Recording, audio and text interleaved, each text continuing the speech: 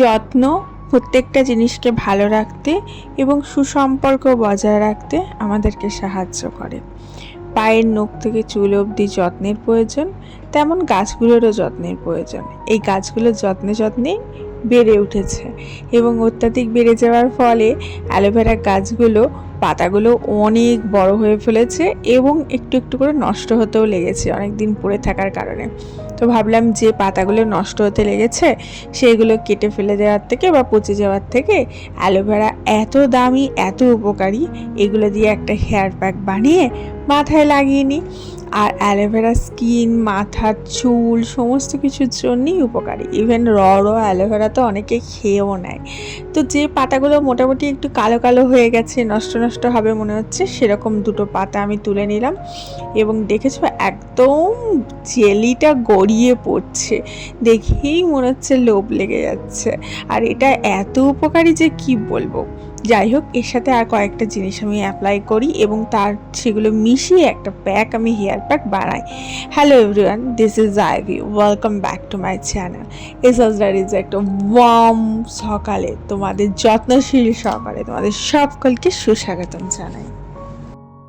একটা কাঁচি দিয়ে অ্যালোভেরা পাতার সাইডের যেগুলো কাটা থাকে সেগুলো কেটে ফেলে দিয়েছি এবং মাঝখানটাকে ছুরি দিয়ে ছিঁড়ে একটা থ্রেড টুকচো নাইফ দিয়ে আমি জাস্ট একটু ঘষে নিয়েছি। তার ফলে পুরো জেলিটা বেরিয়ে চলে এসছে। তার মধ্যে পরিমাণ মতো দই দিয়েছি এবং দুটোকে ভালোভাবে মিক্স করে নিচ্ছে।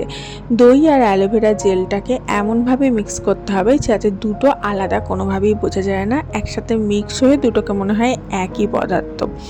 এবং দেখতেই পাচ্ছ হাত থেকে কেমন পিছলে পিছলে বেরিয়ে যাচ্ছে, জাস্ট স্লিপ হয়ে যাচ্ছে অ্যালোভেরাটা। তার জন্য খুব ভালোভাবে এখানে দুটোকে একসাথে চটকালে খুব ভালোভাবে মিক্স হয়ে যাবে। যতক্ষণ না মিক্স হবে ততক্ষণ এই প্রসিডিওর আমি পুনরায় অ্যাপ্লাই করতে থাকবো। লাস্টে আমার মিক্স রেডি হয়ে গেছে। এখন আমি ব্যালকনিতে চলে এসেছি এবং চুলটা খুব ভালো করে আঁচড়ে একদম ডিক্লাটার করে নিয়েছি, মানে জট ফ্রি করে নিয়েছি। এখন আমি মাস্কটাকে গোড়ায় গোড়ায় অ্যাপ্লাই করব। গোড়ায় অ্যাপ্লাই করা হয়ে গেলে যদি বাঁচে তখন ডগায় অ্যাপ্লাই করব। তো ফার্স্টে এই যে দেখছো এরকম করে পার্টিশান করে নিয়ে এই যে মাস্কটার কনসিস্টেন্সিটা এরকম হয়েছে, ঠিক আছে? খুব গাঢ় না, খুব পাতলা নয়, হাত থেকে পিচ্ছিল হয়ে যাবে না, জাস্ট এইভাবে অ্যাপ্লাই করে নিতে হবে।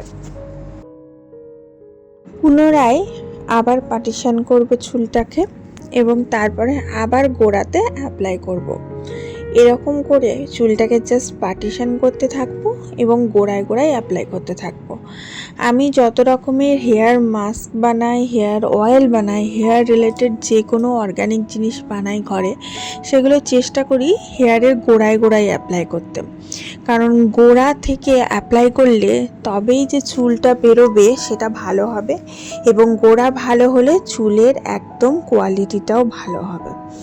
আর তারপরে ডগায় অ্যাপ্লাই করি, কারণ ডগার পোর্শনটা আমরা প্রায়ই ছেটে দিতে থাকি বা কেটে দিতে থাকি। তো ডগায় অ্যাপ্লাই করে কিন্তু জেনারেলি কোনো লাভ হয় না।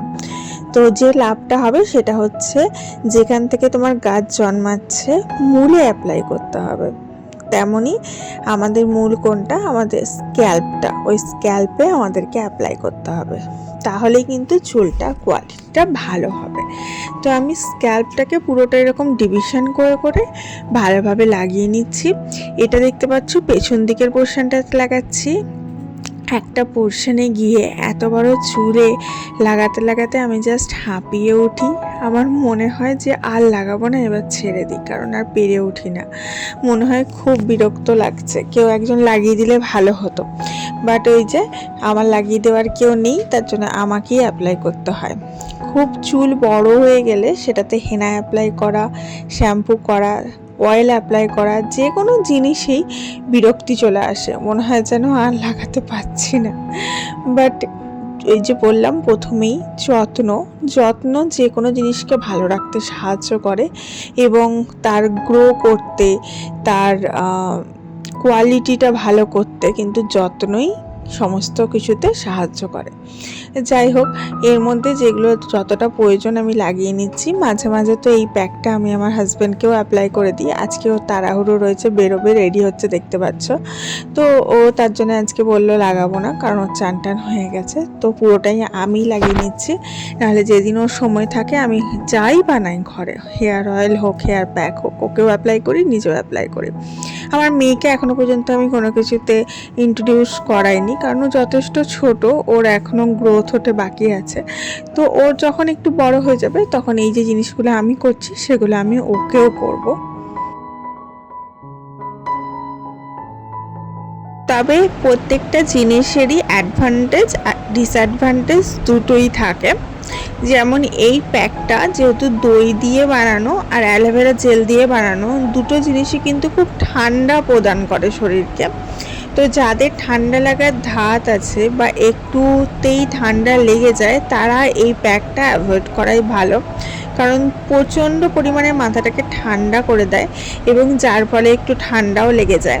তো দেখো, কথা বলতে বলতে আমার গোড়াটা মোটামুটি অ্যাপ্লাই হয়ে গেল। এরপরে বাকি অংশটা, চুলের বাকি অংশটাতে আমি অ্যাপ্লাই করে নিচ্ছি। এটা কিন্তু খুব তাড়াতাড়ি ধুয়ে দিলে চলে যায়, এটার জন্য খুব কষ্ট করতে হয় না। হেনা লাগালে যেমন ধুতে অনেক টাইম লাগে, তবে হ্যাঁ, হেনা লাগালে কিন্তু কোনো রকম ঠান্ডা লাগে না।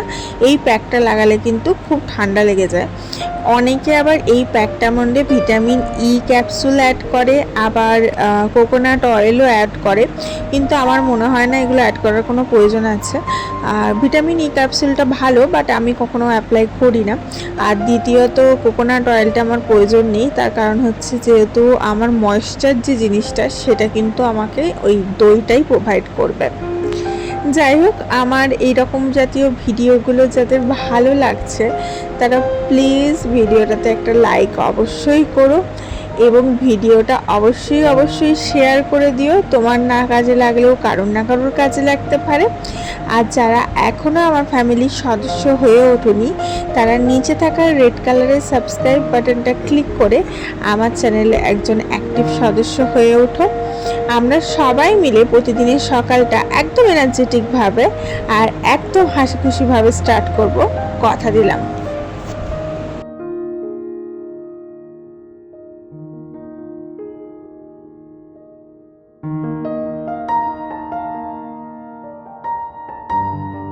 এরপরে চুলটাকে পেঁচিয়ে তুলে বেঁধে রেখে দেবো এবং ঘরের যাবতীয় কাজ একটা একটা করে সারবো। এটা মোটামুটি আধা ঘন্টা লাগালে কিন্তু চুলটার কাজ করে। এটার মেনলি যেটা কাজ করা সেটা একবার বলে দিই, যেটা প্রথমেই বলা হয়ে ওঠেনি। চুলটাকে প্রচুর পরিমাণে সফট আর সিল্কি করবে, কন্ডিশনারের জাস্ট প্রয়োজন হয় না। আর চুলটা কোয়ালিটিটা এতটা ভালো করবে, এতটা বাউন্সি করবে যে নিজেই নিজের চুলের প্রেমে বারংবার পড়তে থাকবে। তো করে দেখো, অবশ্যই উপকার করবে, ছেলে হোক কি মেয়ে সবাই। এবার চুলটাকে খানিকক্ষণ রেখে দেবো, নিয়ে ঘরের কাজগুলো এগোবো, যেমন বললাম একটা একটা করে।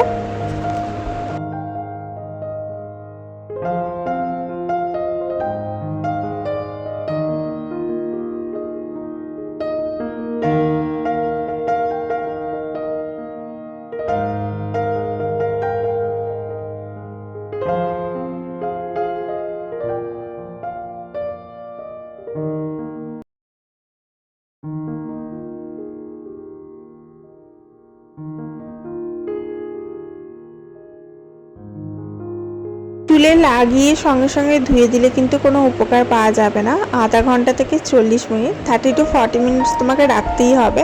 আমি তো তারও বেশি রাখি।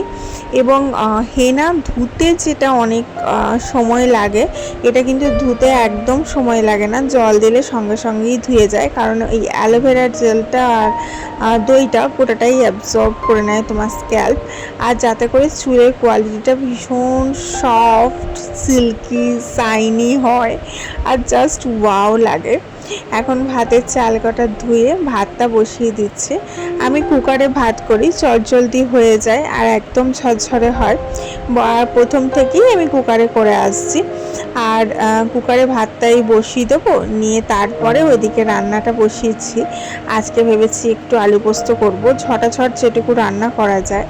একটা সময় ছিল আলু পোস্ত আমি খেতামই না, আর এখন আলু পোস্তর প্রতি একদম নেশা ধরে গেছে। খালি ঝিঙে আলু পোস্ত খাচ্ছি। আমি বোধহয় নিজে যতদিন সংসার করতে লেগেছি এইবার হয়তো সব থেকে বেশি ঝিঙে খেলাম। এত ঝিঙে আর এত পোস্ত আমি কোনোবার করিনি। আসলে মেয়েটা যত বড় হচ্ছে ওর মুখের স্বাদটা তত চেঞ্জ হচ্ছে। এখন ওর মুখের স্বাদে খুব আলু পোস্ত লেগে আছে, খালি আলু পোস্ত খেতে ভালোবাসে। ইভেন একবার আলু পোস্ত করলে এটা ও দুবেলা খাবে, দুবেলা না খেয়ে ওর চলবে না।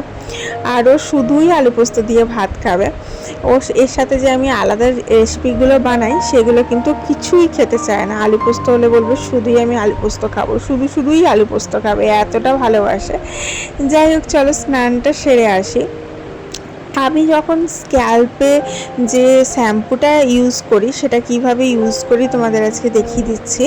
চুলটা ভালোভাবে জল দিয়ে নর্মাল ওয়াটার দিয়ে এমনি ক্লিন করে নিচ্ছি একবার, মানে ভিজিয়ে নিচ্ছি এবং যেগুলো রয়েছে সেগুলো ক্লিন করে নিচ্ছি। এরপরে আমি কি করেছি, র চাটাকে ফুটিয়েছি। 1 কাপ জলে র চা নিয়ে ফুটিয়েছি, নিয়ে সেটাকে হাফ কাপ জলে পরিণত করেছি। তার মধ্যে একটা লেবুর জাস্ট একটা ফালি দিয়েছি এবং তার মধ্যে আমি যে শ্যাম্পুটা ইউজ করি সেটা পরিমাণ মতো দিয়ে গুলে নিয়েছি এবং দেন এটা আমি মাথায় অ্যাপ্লাই করছি। এইভাবে কিন্তু আমি বারংবার শ্যাম্পু করি। চুলটা যেগুলো কালো সাদা সাদা থাকে সেগুলো হালকা হালকা লালচে ভাব চলে আসে, কালো কালো হয়ে যায় বেশি ব্যবহার করার ফলে, এবং চুলটা সুপার সফট আর সিল্কি হয় আর গ্রোথটা অনেক বেশি বেড়ে যায়। তোমরাও করে দেখতে পারো, অনেক উপকার পাবে। তো আলু পোস্তর সাথে মুসুরির ডাল, সাথে মাছ ঝালদা, ছোটো মাছের ঝালদা। মেয়েটা আবার মাছ ঝালদা খেতে চায় না, ওর জন্য একটা ডিম সেদ্ধ করে নিয়েছি। তবুও মাছটা নিয়েছি, ওটাও খাওয়াবার চেষ্টা করব। যেটা খাবে, না খাবে বাকিটা আমি খেয়ে নেব। তো এই হচ্ছে আজকের সিম্পল লাঞ্চের মেনু। অ্যান্ড চুলটা ধোয়ার পর কেমন লাগছে দেখতে সেটা আমাদের সাথে শেয়ার করব। জাস্ট লাঞ্চটা দেখিয়ে নিই, দেন দেখাচ্ছি চুলটার কীরকম কী অবস্থায় পরিণত হলো। আর এই যে দেখতে পাচ্ছ, এটাই হচ্ছে আজকে আমাদের lunch. So yummy and so tasty and so delicious. আর আলু পোস্ত হচ্ছে আমাদের ট্রেডিশন, বেঙ্গলি ট্রেডিশন ইজ আলু পোস্ত। কারণ বেঙ্গলিরা আর যাই খাক, আলু পোস্ত মাছ ছাড়া কিন্তু চলেই না। যাই হোক, চলো ব্যালকনিতে যাওয়া যাক। এই দেখো চুলটা, জাস্ট দেখো কতটা সিল্কি হয়ে গেছে, কতটা সফট হয়ে গেছে, আর কি গ্লো দিচ্ছে চুলটাতে। জাস্ট একটা আলাদাই গ্লো, দেখেছো? আর দেখতে পাচ্ছ হালকা হালকা মনে হচ্ছে ব্রাউনিশ আভা দিচ্ছে। এটা কিন্তু এই চা পাতার জলে শ্যাম্পু করার জন্য। আমি কিন্তু বারবারই ওই রকমভাবেই শ্যাম্পু করি। তো এই শ্যাম্পুটা কিভাবে কতটা পরিমাণে মিশ্রণ করছি সেটার কিন্তু ভিডিও আগে দেওয়া আছে, চাইলে তোমরা চেক আউট করে নিতে পারো। আর আমি অর্গানিকভাবে অয়েল বানিয়েই কিন্তু চুলে অ্যাপ্লাই করি, আর্টিফিশিয়াল কিছু ইউজ করি না। এটাই হয়তো one and only secret of my long hair বলতে পারো। তো তোমরা চাইলে সেই ভিডিও দেওয়া আছে, দেখে নিতে পারো। তো এই হচ্ছে ব্যাপার। চুলটা দেখতেই পাচ্ছ কত সিল্কি সফট লাগছে। তবে চুলটা এখনও পুরোপুরি শোকায়নি। আমার চুল শোকাতে বেশ অনেকটা টাইম লাগে, কারণ চুলের গ্রোথটা খুব বেশি আর চুলের ঘনত্বটাও খুব বেশি, ডেনসিটিটা খুব বেশি। তার জন্য চুলটা শোকাতে খুব টাইম লাগে। ভেতরের গোড়াগুলো শোকাতে চায় না, ওপরটা শুকিয়ে গেলেও। তো আমি এখন কি করব, এখন আমি এসিতে ঢুকবো না। এসি চালানো আছে, মেয়েটা শুয়ে পড়েছে। তো আমি এখন সোফাতে একটু শুয়ে চুলটা শোকাবো, তারপরে এসিতে ঢুকবো। ভিজে চুলে যদি আমি এসিতে ঢুকি তাহলেই আমার ঠান্ডা লেগে যায় খুব তাড়াতাড়ি, আই ডোন্ট নো কেন, বাট লেগে যায়। তো আমি ভিজে চুলে একদম এসিতে ঢুকি না, চুলটা শোকায় তারপরে ঢুকি। আর চুলে আমি সচরাচর হিটটা প্রোভাইড করি না, মানে হিট দিয়ে যে চুলটাকে শোকানো সেটা কিন্তু ড্রায়ার দিয়ে আমি শোকাই না। একমাত্র শীতকালে যখন একদমই উপায় থাকে না তখনই আমি অ্যাপ্লাই করি, আদারওয়াইজ অ্যাপ্লাই করি না। তো নর্মালভাবেই চুলটাকে শোকাবার চেষ্টা করি। আর আবার বলছি, ভিডিওটা ভালো লাগলে প্লিজ একটা লাইক করো এবং শেয়ার করে দিও বন্ধু বান্ধবের সাথে। আর অবশ্যই সাবস্ক্রাইব করে পাশে থেকো। এখন আমি চুলটাকে একটু শোকাচ্ছি এখানে সোফায় শুয়ে, দেন আমি এসিতে গিয়ে একটু ঘুমাবো। তো এটা একটা ছোটোখাটো ব্লগ আজকের দিনের জন্য শেয়ার করলাম, একটা হেয়ার ওয়াশিং ডে বলতে পারো, হেয়ার ওয়াশিং ব্লগ বলতে পারো, যেটা সচরাচর আমি করে থাকি প্রায়ই, সেটাই তোমাদের সাথে শেয়ার করলাম। আশা করি কারুর না কারুর উপকারে লাগবে এবং কেউ না কেউ এটা দেখে নিশ্চয়ই অ্যাপ্লাই করবে। অ্যাপ্লাই করলে তোমরা মনে মনে আমাকে থ্যাংক ইউই জানাবে, কারণ এটা যথেষ্ট উপকারী আর যথেষ্ট কার্যকরী। তো চলো আজকে এ পর্যন্তই, দেখা হচ্ছে তোমাদের সাথে কালকে আবার একটা নতুন ব্লগের সাথে। ততক্ষণ পর্যন্ত সবাই ভালো থেকো, সুস্থ থেকো, অনেক অনেক হ্যাপি থেকো, আর নিজে আর নিজের পরিবারকে অবশ্যই সেফ রেখো। Good bye, tata, love you all.